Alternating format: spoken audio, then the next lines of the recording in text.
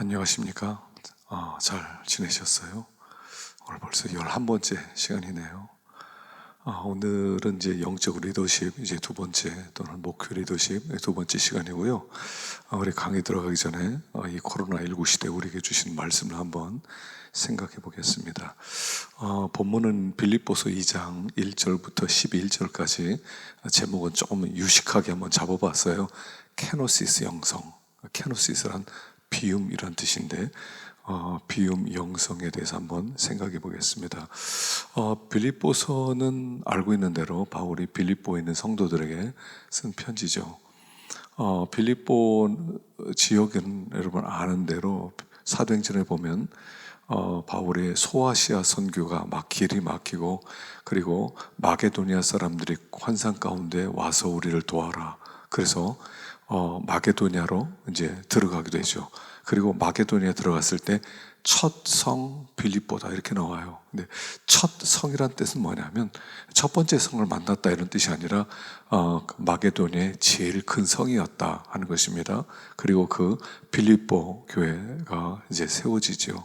아시는 것처럼 그 자주장사 그 루디아를 통해서 염색업하는 그 여인을 통해서 그 집에서 교회가 시작되죠.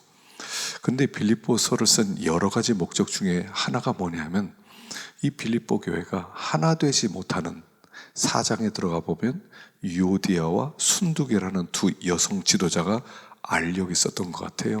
서로 좀 다툼이 좀 있었고요. 그 교회에서 파가 형성된 것 같아요.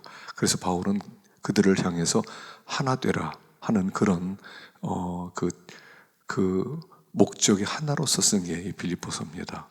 그래서 하나님은 우리가 하나 되기를 원하신다. 그래서 1절에 보면 이렇게 나와요. 그러므로 그리스도 안에 무슨 권면이나 사랑의 무슨 위로나 성령의 무슨 교제나 긍휼이나 자비가 있거든 마음을 같이하여 같은 사랑을 가지고 뜻을 합하여 한 마음을 품어. 자, 그리스도 안에 있는 무슨 권면, 그리스도와 연합되었을 때 하나님 우리에게 encouragement, 우리에게 격려해 주신다는 거죠. 사랑의 위로, 하나님 우리에게 위로를 해주시고 성령 안에서의 교제, 긍휼, 자비를 우리에게 주셨단 말이에요. 그래서 있거든 그랬지만 있기 때문에 이렇게 번역을 하는 게 오히려 자연스럽죠. 우리에게 그런 하나님의 그 주님이 주시는 그런 권면, 사랑의 위로, 성령의 교제, 긍휼, 자비가 있는데 그 아름다운 이런 은혜와 축복들이 서로 나뉘어지려면 하나 돼야 된다 이런 뜻이에요. 마음을 같이하여 같은 사랑을 가지고 뜻을 합하여 한 마음을 품어라. 한 마음을 품어라. 이제 초대교회지만 빌립보 교회가 이런 알력이 있었다는 거죠. 여러분 고린도 교회도요 하나 되지 못하는 그런 문제가 있었죠. 그래서 고린도 교회도 바울파, 그리스도파, 게바파, 아볼로파 막 4개 파가 나눠져서 서로 막 다투고 분열이 있었던 그런 교회였죠. 완벽한 교회는 없습니다. 초대교회도 문제가 있었어요. 그래서 그들 향해서 하나 되라, 하나 되라.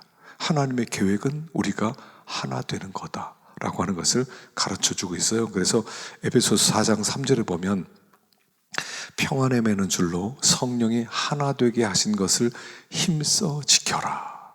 하나 되게 하신 것을 힘써 지켜라. 그래서 성령, 그러니까 성령은 영이시잖아요. 성령이 우리 가운데 오면 하나 돼요. 생각이 하나 될 수밖에 없어요. 내 안에도 성령이 계시고 저 사람 안에도 성령이 있어요. 하나 될 수밖에 없죠. 그런데 자꾸 다르다는 건 뭐냐면 물론 거기엔 교만한 것도 있고 또 문제도 있겠지만 영이 다를 수도 있어요. 영이 다르면 절대로 하나 될 수가 없어요. 영이 같아야 돼요. 계속 하나가 되지 못한다 그러면 영이 다른가? 이렇게 의심해 봐야 되죠. 성령은 하나 되게 하시는 분이시다 그랬어요. 예수님도 이 땅에 오신 목적이 뭐냐면 우리가 하나 되도록 하기 위함이에요. 요한복음 10장 21절에 보면 아버지여, 아버지께서 내 안에 내가 아버지 안에 있는 것 같이 그들도 다 하나가 되어 우리 안에 있게 하사 세상으로 아버지께서 나를 보내신 것을 믿게 하옵소서. 삼위일체 하나님, 성부 하나님, 성자 하나님, 성령 하나님은 한 하나님이세요. three person인데 one God이란 뜻이에요. 신비죠. 하나 되셨어요. 그래서 우리 하나님께서도요, 우리가 하나 되길 원하세요. 하나 되어라. 그래서 너희가 하나 되면 너희들의 하나됨으로 말미암아 하나님이 너희를 사랑하는 것을 알게 될 것이다. 그래서 교회는 하나 되는 것이 교회입니다. 하나 되어야 돼요. 하나 되지 못하는 것은 아픔이에요. 하나 되는 것이 천국이에요. 교회가 자꾸 싸우고 장로님과 목사님 사이에 저도권 싸움을 하고 장로님과 장로님 사이에 싸우고 집사님과 권사님 사이에 싸우고 막 그러면 교회가 아니에요. 천국을 맛보지 못해요. 그래서 우리 하나님의 계획은 우리가 이 땅에서 천국을 맛보게 하는 건데, 이 교회는 하나님 나라의 지부기 때문에 하나됨을 통해서 천국 공동체를 만들어 가야 된다 하는 것이에요. 그래서 하나님 우리가 하나 되기를 원하시는데, 하나 되려면 어떻게 되느냐? 그래서 예수의 마음을 품어야 된다라고 해요. 예수의 마음을, 너희 안에 이 마음을 품으라 이렇게 말하죠. 그래서 예수님의 마음을 품으면 하나가 되는데, 자, 예수님의 마음은 어떤 마음이냐면 보겠습니다. 5절 보겠습니다. 너희 안에 이 마음을 품으라. 곧 그리스도 예수의 마음이니 그는 근본 하나님의 본체시나 하나님과 동등됨을 취할 것으로 여기지 아니하시고 오히려 자기를 비워. 그래요. 자, 예수님은 자기를 비우셨다는 겁니다. 비우셨어요. 자, 예수님의 마음은 어떤 마음이냐면 첫째는 자기를 비우는 마음이세요. 비움 영성, 케노시스예요. 자, 케노라고 하는 것이 이제 비우다는 뜻인데, 케노시스는 명상이 돼가지고 비움 이런 뜻이에요. 자, 예수님이 비웠다는 게 무슨 뜻이냐면, 자, 예수님이 이 땅에 우리의 구세주로 오셨어요. 구세주로 오시려면 그분은 참 하나님과 참 사람으로 오셔야 돼요. 그래서 예수님은 참 하나님인 동시에 참 사람으로 이 세상에 오셨어요. 여러분, 삼위일체도 신비지만 성육신도 신비예요. 어떻게 사람이 하나님도 되고 사람도 될 수 있어요? 하나님이면 하나님이고 사람이면 사람이지. 어떻게 하나님도 되고 사람도 돼요? 신비로워요. 근데 예수님은 참 하나님으로 하나님의 그 마음을 풀어드릴 수 있고 참 사람으로 우리의 죄를 대신하는 구세주로 이 세상에 오셨어요. 그래서 자, 그분이 참 사람이 되시려면 하나님이시지만 하나님 되심을 비우는 거예요. 비운.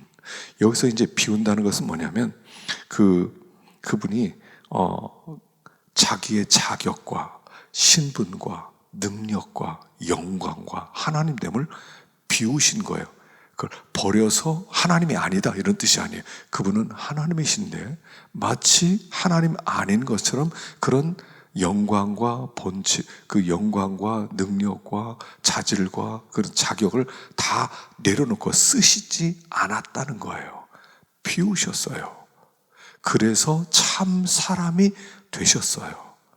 그러니까 예수님이 이 땅에 오셔서 참 사람의 모습을 보여주는 거예요. 사람의 모습. 우리는 참 사람이 어떤 존재인가를 본 적이 없어요. 그래서 예수님이 이 땅에 오셔서 참 사람이 어떤 존재인가를 보여주시는 건데, 보여주시기 위해서는 그래서 여기에 이렇게 단어가 나오는 거예요. 그는 근본 하나님의 본체시지만 하나님과 동등됨을 취할 것으로 여기지 아니하시고, 이 취한다는 단어는 뭐냐면 강탈한다는 뜻이에요. 강탈한다. 인간이 하나님에 대하여 하나님의 자리를 탐내고 강탈하려고 했던 것을 가르쳐 주는 거죠. 그래서 창세기에 보면 창세기 3장 5절에 너희가 그것을 먹는 날에는 너희 눈이 밝아져 하나님과 같이 되어 선악을 알 줄 하나님이 아심이니라 그래요. 자, 그걸 먹으면 너희 눈이 밝아져 하나님처럼 돼. 그래서 사람이 하나님 자리를 넘봤단 말이에요. 하나님의 자리를 취하려고 그랬어요. 하나님의 자리를 강탈하려고 그랬어요. 그런데 예수님 오셔서 하나님이신 그분이 하나님의 자리를 강탈하지 않고 도리어 자기를 비웠어요. 하나님의 자리를 내려놓았어요. 그리고 나서 참 인간의 모습을 보여주셨다는 뜻이에요. 참 인간은 어떤 존재냐? 하나님의 자리를 강탈하는 사람이 아니라는 거예요. 하나님의 자리를 넘보는 사람이 아니라는 거예요. 그래서 사람들 깊숙한 곳에는 뭐가 있냐면 하나님이 되고 싶은 마음이 있어요. 무의식 속에. 그래서 문득문득 나타나요. 하나님과 되고 싶은, 하나님처럼 자기를 높이고 싶어하는, 사람들에게 하나님처럼 대우를 받고 싶어하는 그런 마음이 숨어 있다는 거죠. 이게 마귀의 마음이에요. 이게 마귀의 마음. 근데 예수님은 참 사람의 모습을 보여줬는데 그것은 하나님이시면서 하나님 자리를 난 너희들처럼 강탈하지 않는다. 난 비웠다. 그래서 하나님의 그 모습을, 하나님이 창조하신 사람의 모습을 보여주는 거예요. 이게 굉장히 중요한 얘기예요. 사람은 하나님 자리를 강탈할 수 없어요. 강탈해서도 안 돼요. 원래 그런 존재가 아니었어요. 근데 마귀가 죄악을 심어주고 타락한 마음을 심어줘서 하나님처럼 되려는 마음을 갖게 되었다 하는 것이죠. 그래서 비우는 거예요. 내려놓는 거예요. 우리가 어떤 사람 마음에 든다, 마음에 안 든다 할 때 사실 그게 뭡니까? 든다, 안 든다. 내가 뭔가 채워져 있기 때문에 나 마음에 안 들어. 내 아이지만 너 마음에 안 들어. 내가 뭔가 채워져 있기 때문에. 부모가 욕심 가지고 있으면 자식이 마음에 안 들 거예요. 부모가 자식 마음을 비우면 어떤 자녀가 어떻게 하든 받아들일 수 있는 거예요. 그래서 비우는 것이죠.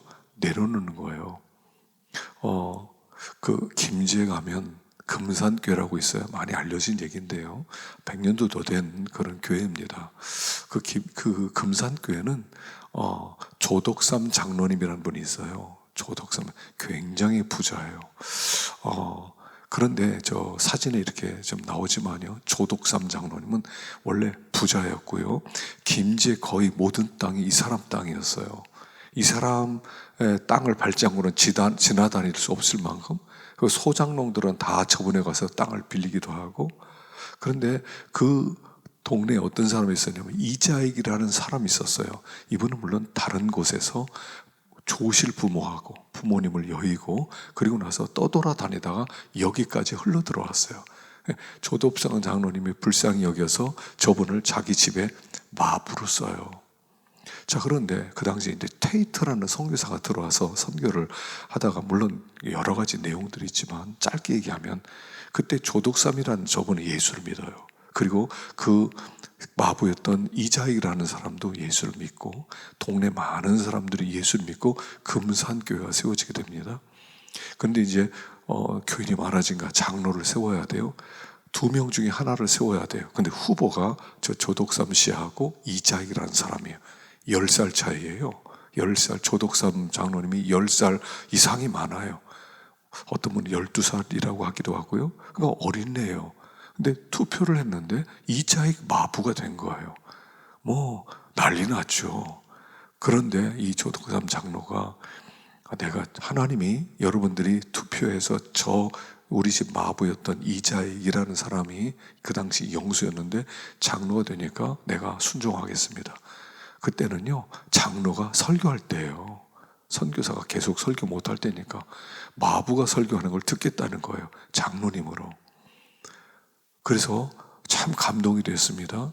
나중에 이자익 그 마부가 장로님이 나중에 참 청명해요. 이 조덕삼 장로님이 이 사람을 평양신학교에 보내서 공부를 시킵니다.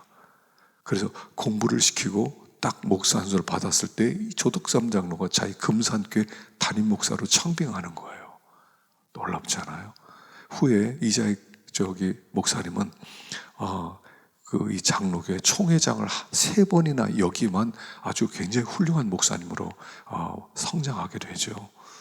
1919년 조덕삼 장로님이 세상 떠나셨을 때 이자익 목사님이 굉장히 통곡하면서 울었다고 그래요. 당신 때문에 내가 있다. 이게 비움이에요. 주님은 이렇게 자기를 비우셨다. 비울 때 하나 될 수 있다 하는 것을 가르쳐 주죠. 자, 두 번째, 종의 형체를 가지사. 7절 보십시다. 7절. 종의 형체를 가지사 사람들과 같이 되셨고 사람의 모양으로 나타나사 자기를 낮추시고 죽기까지 복종하셨으니 곧 십자가에 죽으심이라. 자, 자기를 비우고 종의 형체를 가지셨어요. 그건 뭐냐면 예수님이 나 더 낮아져야 돼 이게 아니라 원래 사람은 종의 모습을 가진 게 인간이라는 거예요. 하나님이 창조하신 다음에 아담에게 무슨 명령 주십니까? 선악을 알게 하는 나무의 실과 먹지 마, 먹으면 죽어 라는 명령을 주셨고요. 아담은 이해하는 종이었다는 거예요. 원래 참 사람다운 사람의 모습은 종의 모습이다 하는 거예요. 여러분, 신앙은요 종이 되는 거예요. 순종하는 거예요. 순종이 인간의 본질이에요. 순종하는 모습이 아름다운 거죠. 거역이 아름다운 게 아니에요. 그래서 아브라함을 부를 때 하나님이 이렇게 부르는 거예요. 본토 친척 아비집을 떠나라. 그랬을 때 아브라함이 예 하고 떠나가는 거예요. 이게 시작이에요. 자, 신앙의 출발은 뭐냐면 순종의 결단이에요. 하나님의 말씀이 무엇이든 순종합니다. 어떤 말씀이든 따라가겠습니다 라고 결단을 하는 것이 신앙의 출발이죠. 그래서 여러분, 우리가 예수를 믿으면서 결단하셨어요. 주님, 무슨 말씀이든 순종합니다. 여러분, 신앙생활은요 굉장히 단순해요. 그냥 말씀한 걸 순종하면 돼요. 순종하면 돼요. 네, 따라가겠습니다. 시키는 대로 하겠습니다. 하나님의 말씀이라면 예. 그리고 예수님은 예만 하셨어요. 이 세상에서 예수님은 아니오가 없어요. 하나님이 하라는 대로 예예요. 근데 순종의 결론이 뭐예요? 순종했더니 십자가 오는 거예요. 그러니까 종의 형체의 결론, 그 순종의 결론은 뭐냐면 십자가로 오는 거예요. 종은 십자가 지는 사람을 얘기합니다. 하나님의 말씀에 순종하려면 십자가를 지게 되어 있어요. 그래서 우리는 십자가 지는 사람이에요. 근데 십자가가 싫으니까 싫어요, 안 해요, 못 해요 이렇게 되죠. 이제부터 우리가 절대 한번 이런 결단이 필요해야 돼요. 여러분, 이런 결단 내려보셨어요? 하나님, 무슨 말씀이든 순종하겠습니다. 절대 순종의 결단이 한 번은 필요해요. 절대 순종. 왜 우리가 성령의 소리를 못 듣습니까? 거역하니까 안 들리는 거예요. 우리가 자꾸 걸러내요. 하나님, 좋은 말씀 듣겠습니다. 나쁜 건 안 들겠습니다. 고생하는 길은 안 갑니다. 고생 안 하는 길로 인도해 주세요. 그러니까 하나님이 안 들리는 거예요, 목소리가. 하나님의 목소리는 우리들로 하여금 십자가를 지라는 거거든요. 우리가 일부러 거절을 해요. 아, 싫어. 그건 성령의 소리 아니야. 난 글로 가면 불편해. 아, 난 거기서 그런 촌에서 못 살아. 난 거기서 안 있을 거야. 난 여기 서울에 있을 거야. 난 도시에 있을 거야. 성령의 소리가 안 들려요. 성령께 쓰임을 못 받는 거예요. 절대 순종을 결단해 보십시오. 성령의 나팔 소리 같은 음성을 듣게 될 것입니다. 그래서 예수님은 종의 형체를 가지셨다. 절대 복종의 영성을 가지셨다 하는 것입니다. 세 번째, 하나님이 그를 높이세요. 자, 9절부터 이름으로 하나님이 그를 지극히 높여 모든 이름에 뛰어난 이름을 주사 하늘에 있는 자들과 땅에 있는 자들과 땅 아래에 있는 자들로 모든 무릎을 예수 이름에 꿇게 하시고 모든 입으로 예수 그리스도를 주라 시인하여 하나님 아버지께 영광을 돌리게 하셨느니라. 자, 예수님은 어떻게 하셨다고요? 종의 형체를 가져서 사람들 같이 되었고 그리고 죽기까지 복종해서 죽었어요. 그랬더니 하나님이 어떻게 하셨어요? 그를 높이셨어요. 자, 예수님의 마음은 뭐냐면 끝까지 죽을 때까지 섬기는 사람이 되는 거예요. 예수님 높아지는 건 눈꼽만큼도 없었어요. 땅에서. 눈꼽만큼도 내가 선생이야? 나 높아져야 돼? 나 대접받아야 돼? 이런 적이 없어요. 눈꼽만큼도 없어요. 예수님은 그래서 마가복음에 보면 인자가 온 것은 섬김을 받으려 함이 아니라 섬기려 하고 도리어 섬기려 하고 자기 목숨을 많은 사람의 대속물로 주려 함이라. 예수님은 섬기러 왔어요. 섬김 받으러 오지 않았어요. 사람들이 막 왕으로 삼으려고 얼마나 난리쳤습니까? 도망치셨어요. 높아지는 자리는 가지 않았어요. 섬기는 자리만 다니셨어요. 섬김의 영성, 이게 예수님의 마음이라는 거예요. 우리가 가는 길은 어떤 길이냐면 우리는 섬기는 길을 가는 겁니다. 예수님께서 이 땅에서 섬기셨던 것처럼 우리도 섬기는 길을 가는 거예요. 그러면 하나님이 높이세요. 우리가 자꾸 내가 높아지려고 그러면 안 돼요. 자꾸 나를 높이려고 그래. 내가 알려줬으면 좋겠어. 사람들이 알아줬으면 좋겠어. 내 이름을 좀 떨쳤으면 좋겠어. 그래서 자기를 자꾸 높이려고 그래요. 근데 자기가 자기를 높이는 것은 곧 낮아져요. 높아지는 것은 내가 하는 일이 아니라는 거예요. 하나님이 하시는 일이에요. 그래서 여기 보면 시편 37편에 보면 35절에 내가 악인의 큰 세력을 본즉 그 본래 땅에 서 있는 나뭇잎이 무성함과 같으나 내가 지나갈 때 그는 없어졌나니 내가 찾아도 발견하지 못하였도다. 악인은요 자기를 높여요. 나무처럼 막 엄청난 나무들, 막 아름드리 나무처럼 자기를 높여요. 높아졌어. 아무도 나를 흔들지 못해. 난 대단한 존재야. 나는 큰 인물이야. 난 큰 나무야. 이렇게 얘기해요. 그런데 하나님이 스스로 높아진 것을 하나님에 베어버려요. 지나가더라도 이제 사람 없어졌어요. 여기에 큰 나무가 있었는데 어디 갔지? 분명히 있었는데 얘 옛날에 있었죠. 근데 집터가 돼버렸어요. 그 위에 집을 지어버렸어요. 흔적도 없어져요. 자기가 자기를 높이는 것은 흔적도 없어져요. 세상에서 우리는 높이는 게 우리의 일이 아니에요. 인간들을 이렇게 높이고 그런데 높이는 것은 인간들의 일이 아니에요. 하나님이 하는 일이에요. 그래서 시편 75편 6절에는 이렇게 나와요. 대저 높이는 일이 동에서나 서에서 말미암지 아니하고 남에서도 말미암지 아니하고 오직 재판장이신 하나님이 이를 낮추시고 저를 높이시느니라. 낮아지는 일을 하세요. 낮아지는 일. 높여줄게. 가지 마세요. 이자이라는 분 아까 후에 함태영 부통령이 내각에 네가 장관을 맡아라. 당신 하나 맡아주십시오 할 때 나는 목사지 난 장관 아니다. 가지도 않았어요. 훌륭한 이름으로 남죠. 그러면 높여준다고 오라 그러면 도망치세요. 전화도 받지 마세요. 전화도 받지 마세요. 그래서 이 세상에서 높아지는 일은 우리 역할이 아니라 하나님이 하시는 일이다 하는 거예요. 그래서 베드로전서 5장 5절에는 젊은 자들아 이와 같이 장로들에게 순복하고 다소로 겸손으로 허리를 동이라. 하나님이 교만한 자를 대적하시고 겸손한 자에게 은혜를 주시느니라. 그러므로 하나님의 능하신 손 아래에서 겸손하라. 때가 되면 너희를 높이시리라. 높이는 건 하나님이 하는 거예요. 내가 높아지는 거 아니에요. 그리고 우리는 섬김만 하면 돼. 섬김만 하면 하나님이 우리도 알지 못하는 자에 이렇게 높은 자리에 올려놔요. 내가 어떻게 이렇게 높아졌지? 하나님이 높이신 거예요. 그리고 하나님이 높이신 것은 모든 사람이 알아요. 존경해요. 내가 나를 높이면 뒤에서 사람들은 욕을 해요. 하나님이 높이셔야 돼요. 그래서 예수님의 마음은 바로 이런 마음이죠. 자기 비움의 형성, 그리고 종의 형성, 그 다음에 섬김의 형성이에요. 여러분, 그 유명한 다미엔이라는 분이 있죠. 1840년대 사람이 1840년 태어났어요. 이 사람이 신학교를 마치고 24살 때 하와이 선교사로 들어가죠. 근데 하와이 선교를 하다가 거기에서 나병 환자들이 이제 몰로카이 섬으로 이제 다 그쪽 수용소를 만들었고 사람들 그걸로 다 밀어넣어요. 그때 한 800명 정도 갔다고 그래요. 한 번은 바닷가에서 그 부모와 자녀가 나 환자 때문에 헤어지는 슬픈 모습을 보고 하나님 앞에 하나님 저를 거기에 보내주십시오 라고 기도합니다. 그리고 그가 그곳에 들어갑니다. 33살에 들어가게 되죠.